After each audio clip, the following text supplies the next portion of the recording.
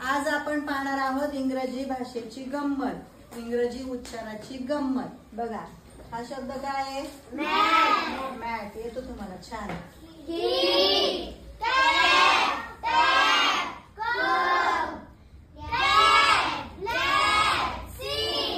आता गंमत बघायची का? याच्या पुढे मी ई जोडला, वाचा। Very good. काय झाला? मेट। अजून एक गंमत सांगते।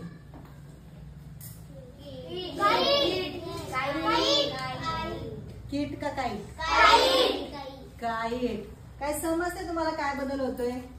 आता वाचा। कॅपचं काय झालं? हा शब्द नवीन आहे, केप। काय झाला? आणि टॅपचं काय झालं? टेप। कळते तुम्हाला काय बदल झालाय?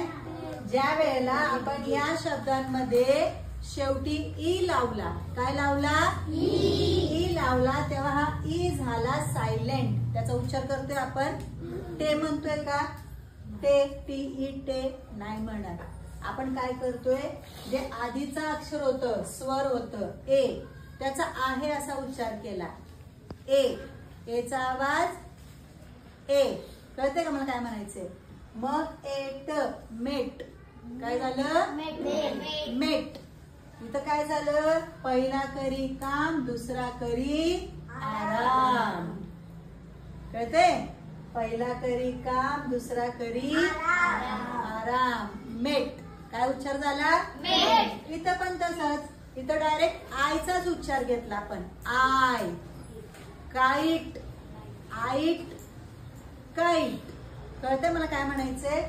आयचा उच्चार आपण आय, जे त्याचा आवाज आहे ना ओरिजिनल, तोच घेतला आपण, काईट। किट म्हटलं आपण एरवी काय शिकलोय? आयचा आवाज ई, पण जेव्हा शेवटी त्याच्या ई येतो तेव्हा त्याचा आवाज होतो आय। काय होतो? आय। काईट। तसंच अजून एखादा शब्द सांगा।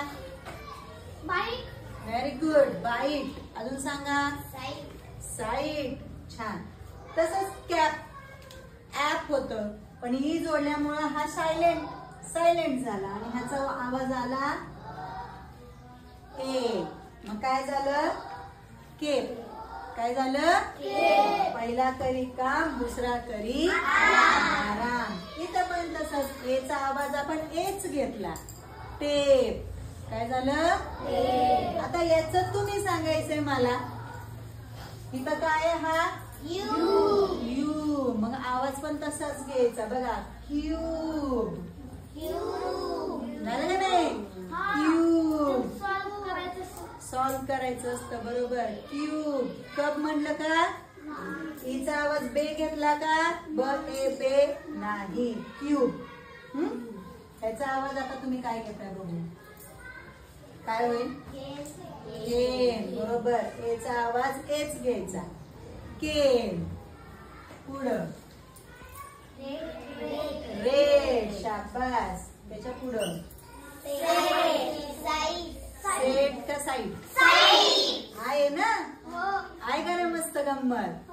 अशी आहे इंग्रजी भाषा। जेवढं तुम्ही आनंदाने शिकाल तेवढं तुम्हाला शिकायला मिळणार, जेवढं तुम्ही घाबराल तेवढं तुम्हाला त्याची भीती वाटणार। आहे अवघड? सोपं आहे ना? ठीक आहे, घ्या लिहून।